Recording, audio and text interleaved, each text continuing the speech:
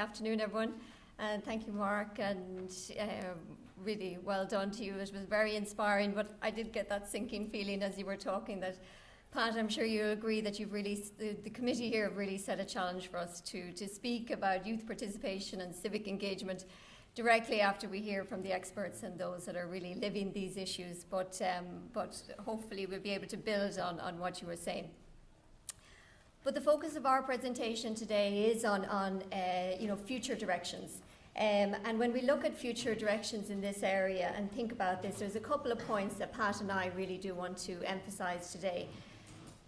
Firstly, we want to move away from this idea of having one standalone structure really that ticks all boxes in terms of being, in terms of youth participation, to the first point there about the importance of actually mainstreaming youth participation in all aspects of our work, and importantly, remembering those everyday spaces as well as strategic opportunities.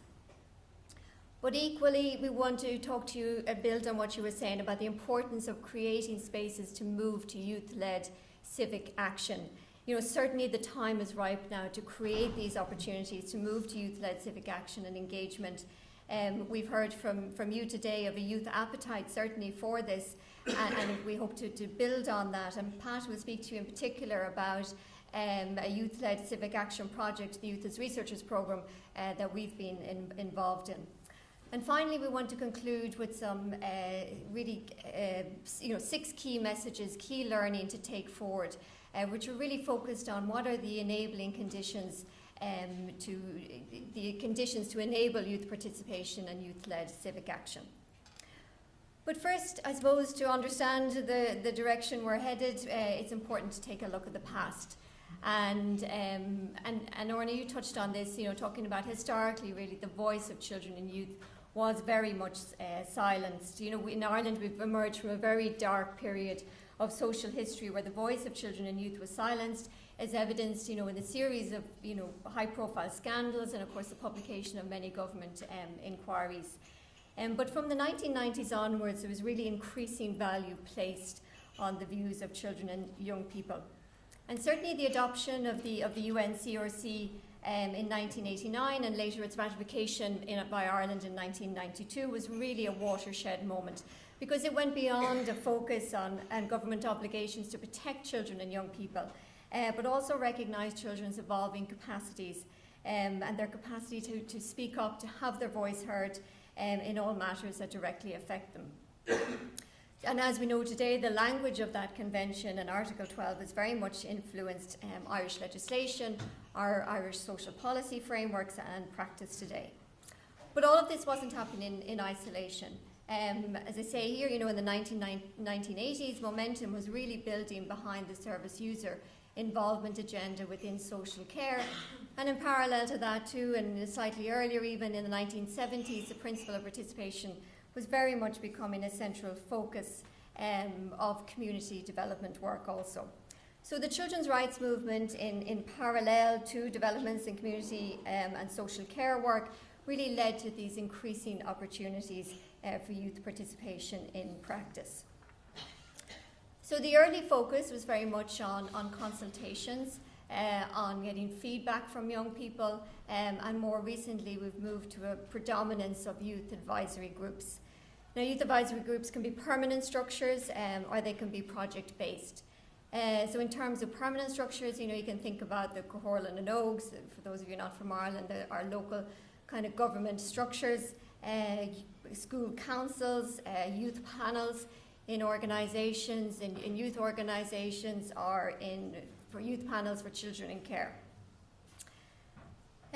But I want to pause for a moment and look at the policy framework or the policy context in Ireland. And currently children and youth participatory practice in Ireland is mediated by the National Strategy and National Framework of Children and Young People.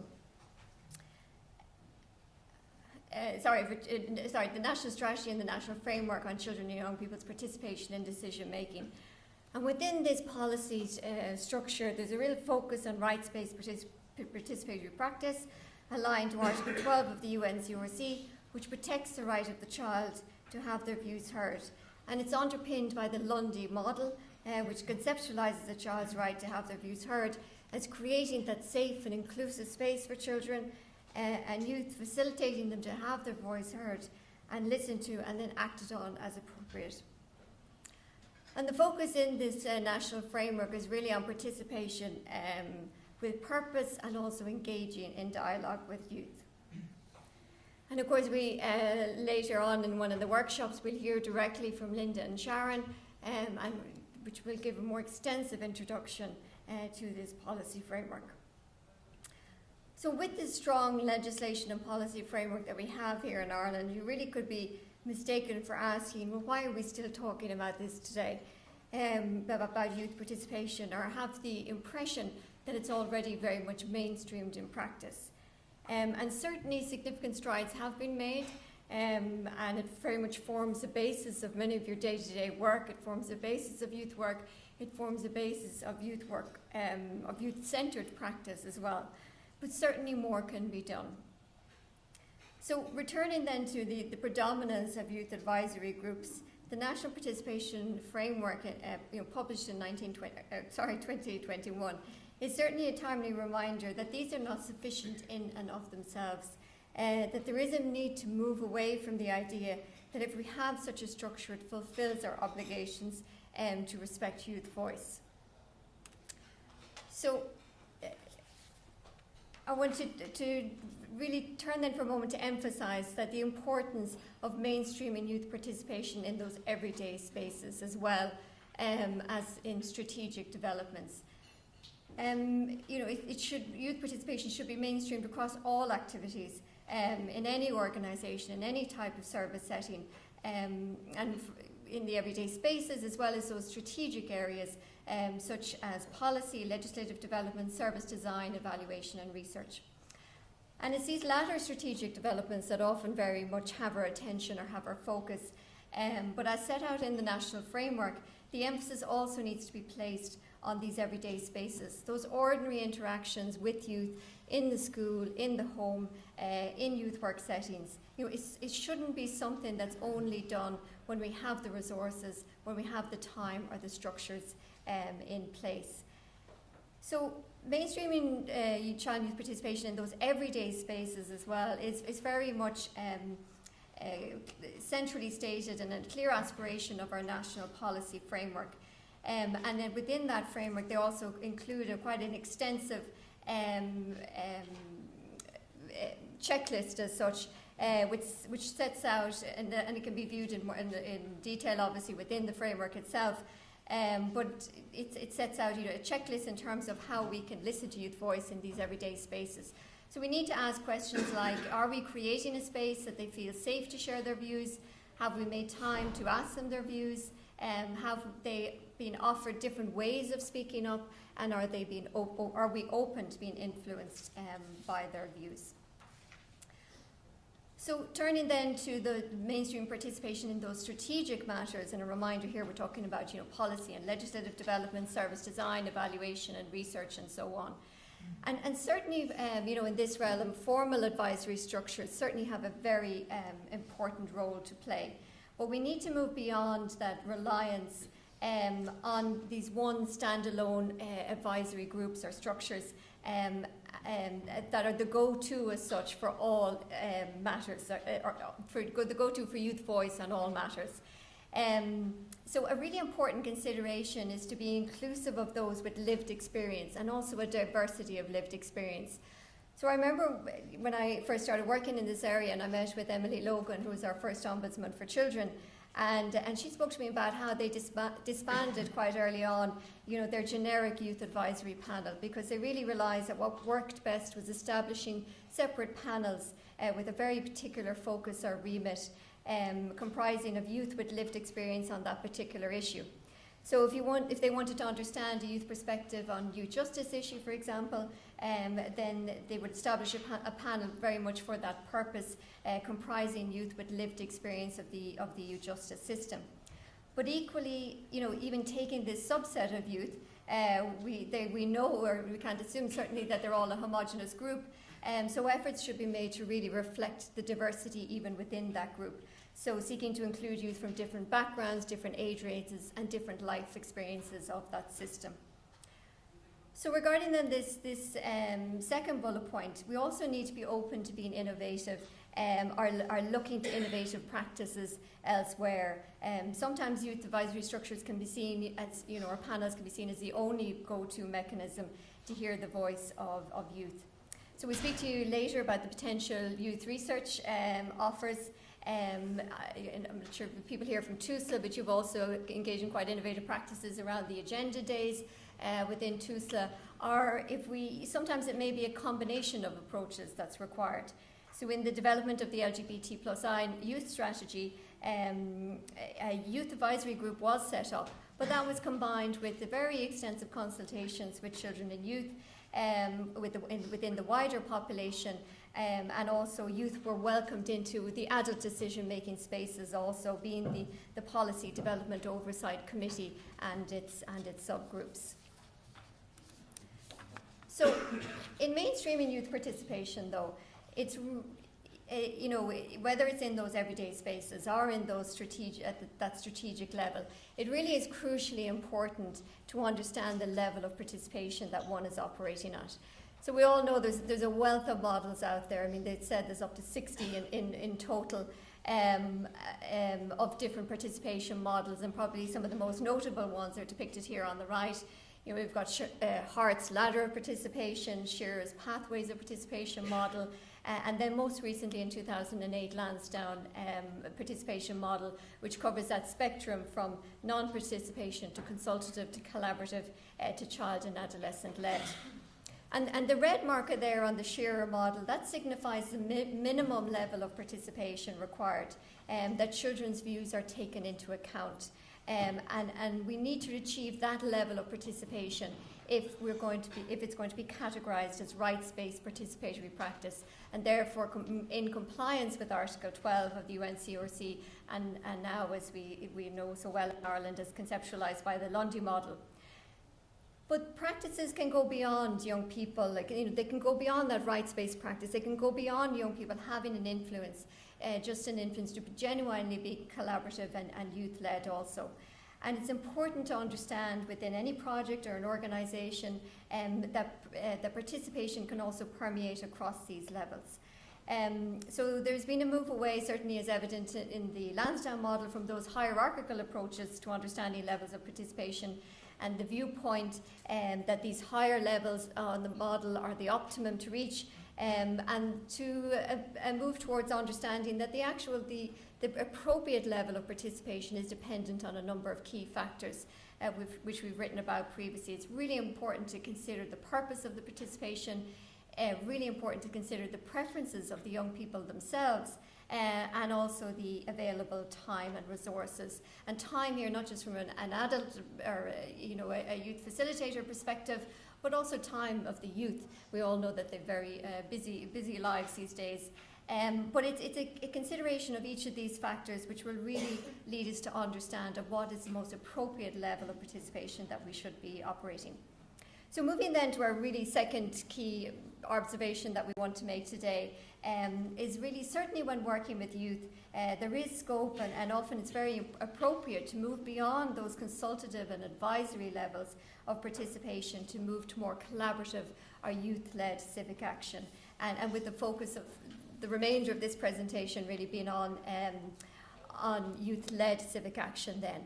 And I'm going to turn to the words of Tim Corney and his colleagues last year for a moment, because he wrote about the role of the youth worker has really evolved from consulting with young people for the purpose of improving service delivery to facilitating and resourcing processes where they themselves can actually take the action to defend rights, to tackle injustice, and to inspire social change. So this moves beyond a right of youth to have their voices heard, to actually their right to be involved in in public affairs, which is protected in Article 25 of the International Covenant on Civil and Political Rights. And it moves beyond a focus on youth voice as well, really to a focus on youth agency, a recognition of their capacity to be those socio-political actors. And the youth environment is certainly well placed to facilitate youth-led civic action and engagement. The voluntary nature of young people's engagement in universal youth work and the informal nature of that relationship with the youth worker really tips the balance of power in favour of youth, thereby facilitating this work, as Tanya DeCroix has written about. Bearing in mind, of course, that when working with more targeted youth programmes or with very marginalised youth, we certainly may have to work harder to equalise that balance. But today we've very much heard of a youth appetite and a capacity to engage in youth-led activism or engagement. And Orny, you also did touch on this, and Mark as well, but it's just to pause for a moment as well to remember that historically also young people have been very actively involved in social movements and in social and political change, and it's really important not to forget this. Diane Rogers has written extensively about their active role in social movements. We're all very familiar with the story of Rosa Parks and her actions against transport segregation during the civil rights movement. Perhaps lesser is known about Barbara Johns, who's depicted here in the memorial, another young activist in the civil rights movement. And in 1951, at the age of 16, she led a school strike to protest against the inadequate conditions in segregated schools. Or just one other example to draw on is young people were also very actively involved in the Chipko movement in the 1970s when villagers in India fought against deforestation. So there really is a very strong precedent there for youth-led civic action. But what more, can we do today to really support a concerted move to youth-led civic action? And that's where I'm going to hand over to Pat to take up from there and first to introduce you to the UNESCO Youth as Researcher Programme. Thank you.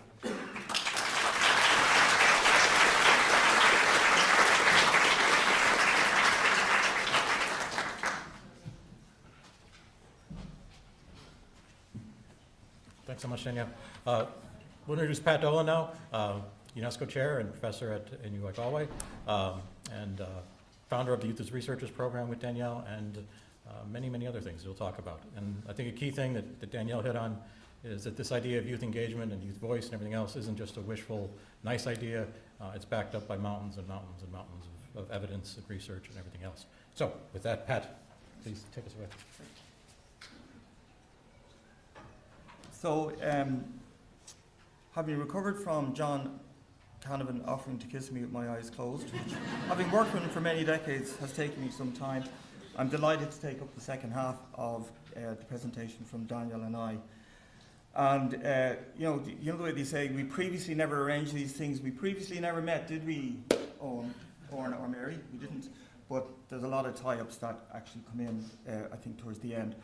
So, what I'm going to do is give an example of engagement and one that we are very heavily invested in the centre and at the institute here, which is where we train young people to be researchers, and then enable them to do their desired research, of which they must feel is important, which is a golden rule. Just to say, the Youth as Researchers Programme, which is going nearly 10 years now. Actually, the first one we did was in collaboration with Feroiga in Tallaght.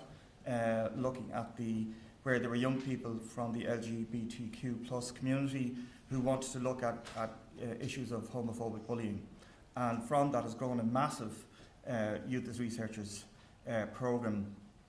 But like everybody else here, the purpose of the programme is that rather than young people being the subjects of research, they actually are trained to be the researchers. And Danielle and I developed a very extensive research program that where young people learn the basics of research, including sampling, ethics, quantitative, qualitative research, and so forth. But the purpose of it is that it allows young people to build their own capacity to carry out research on issues that are of concern to them in their lives and their wider community. And it's very important to remember that sometimes, as I think Orna pointed out, that the perception is that young people are only interested in things that are for themselves. In fact, our experience with this programme has been not alone do young people want to do research on topics that are of interest to them, but they're generally topics that are for social good for other people as well, not least their own family and community. And then the second part of the Youth as Researchers work is about how we support young people who've done the research in the dissemination of their research with the view to influencing change. So, not that I'm a good cook, but here's one we prepared earlier, because the COVID-19 pandemic hit us all over 2 years ago, as we know. And at the time, we had just completed research with Myanmar youth and youth in Vietnam, the Rohingya youth in Myanmar. And Unesco, as a response to COVID-19, wanted to explore the impact on youth of the pandemic. And Mark and myself as Unesco chairs and Danielle and a fantastic team collaborated together, not least the management team comprised young people, and there were two Irish young people, one a former Ferroga member actually, Ella Anderson and Jack Gaffey, who worked week in, week out with us over 2 years on developing a research project which was driven by youth around the COVID-19 pandemic. Interestingly, the first thing we did was we got youth to do a survey globally to find out what were the things that they felt at the beginning of the pandemic were crucial to them. And the themes they identified were technology, impairment on their learning, obviously, human rights issues globally, well-being, youth action, and gender, and how we evaluated all the issues around these things. So those themes came from a survey of youth. So we had 6,000 applicants. We put a call out through social media, and pretty immediately 6,000 applicants, really very rapidly, responded saying they wanted to do the training to participate in the programme, all voluntary, to train as youth researchers and to engage. So that was within a week. That shows you the passion there was among young people to engage with this, which proves very strongly the point that Mary and Orna made, that young people want to be involved and engaged, which has always been certainly my experience. So we had 6 regional teams across the UN system and 9 sub-regional teams, as outlined there. And then we had 14 national teams which looked at in-country issues specifically, whereas the regional teams and sub-regional teams looked at wider context across the issues I mentioned earlier. So in terms of the dissemination, so the research was done, I'll come back to that in a second. There were 2 key events in October of last year and one more recently in March of this year. And as Danielle knows, having been involved in Mark week in, week out on the project, there was a huge amount of work within UNESCO and within the community to enable these 2 events. So one was an international policy dialogue where youth researchers presented the results of the research and came up with policy recommendations prioritised. And this was a cross-community event, which I'm going to come to in a moment, in terms of youth organisations, academia, development sector and public authorities in a wide range of countries. But more importantly, in March, when we had space, we started looking at how you create a space for dialogue, and dialogue is a key word here, is conversations between youth, policymakers, academia and adults. And I want to come back to that in a moment. But the whole intention of that was to look at how giving voice, civic engagement to young people around the pandemic, where they could have their voices heard. And I think one of the key learnings for me around this is the difference between young people being given an opportunity to speak and actually something being done about what they say, which are 2 very different things. So, no point in talking about these things, let them talk. As part of our research, we are exploring the themes of well-being, human rights, technology, les jeunes en action, and education. Our research is important in combating the pandemic because it gives us an opportunity to give policy recommendations which will be able to improve the education sector. Donc il est extrêmement important que les gouvernements s'appuient sur cette recherche. This program has been rewarding on so many levels that despite our differences, we are astonishingly similar in terms of values, cooperation and work ethics. I think the most rewarding experience so far has been working in a global team remotely. YAR shows a commitment to representing youth from around the world by allowing them to engage in a meaningful research that could inform the public on how youth are impacted by and are responding to the COVID-19 pandemic. So as you can see from that, there was a wide range of countries, cultures, and age level in terms of youth, which of course youth is defined in the UN system as a wider space of 13 to 25. They were primarily older youth that engaged, that trained in, or that presented on that study. But a massive study and massive learning. The one thing that I learned from, and I think it's something that Mark and Danielle will agree, was the importance of relationships and how relationships actually matter. And I'm going to come back to that in a moment. So in terms of looking at youth engagement and civic engagement, and in terms of looking at participation and looking at voice, to summarise what Danielle and I are saying, and I think fits very well with what Owen moderated on with Orna and Mary from a Ferrovia youth perspective, is that it really is all about a balancing act. And I'm going to be a bit sharp in what I say here, so don't worry about that. You don't need to fasten your seatbelts or anything, but I am going to be slightly sharp in what I have to say around that. So the first key thing for us is, anyway, that youth participation is not now about whether. So let's move beyond that. And with great respect to Roger Hart's model, we've moved beyond the ladder. Okay, it's not about whether, it's about how best to do it. What are the set of conditions you need in place that for this to work best? And that needs to be youth informed, needless to say, youth worker informed, needless to say, and academia informed, as well as policymakers and across civic society. We need to look at how we engage with existing agendas versus blue sky thinking and youth interests. So this is something that Mark and I were involved in, something that Malala Yousafzai about 4 years ago, Mark, I think it was about 4 years ago. And it was very interesting when she was talking about in Pakistan for her, and this was, you know, she'd well recovered from the attack by the Taliban. She was talking about the fact that youth interests have to be able to engage with the existing agenda for her in her country, in the region of Pakistan. It wasn't just as simple as she said, as what I want is one thing. The whole idea of existing agendas is part of the balancing act. One thing that I feel very strongly about is the youth-led with support of adult versus what I'm calling youth saviorism. And if you know what the saviorism movement means, you know what I mean by that term. And I have a strong concern that it could become cool to be involved with youth in research, but actually not give them the respect they deserve. So I think that there is a strong ethical issue around that. Not least, I've become aware of certain documentaries that are in the media at the moment that are going to get great attention, where ethically I don't think they were followed. So we've got to be very careful around that. It's not about patronising youth. It can't be about patronising youth. It has to be real engagement.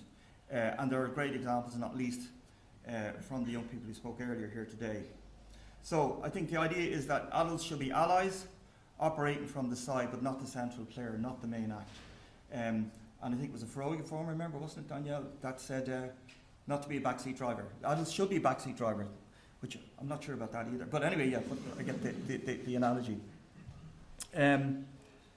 Fourthly, I'm indebted to Bernadine Brady, my colleague here. She introduced me to the work of Andreas Barth in what's called the presence approach.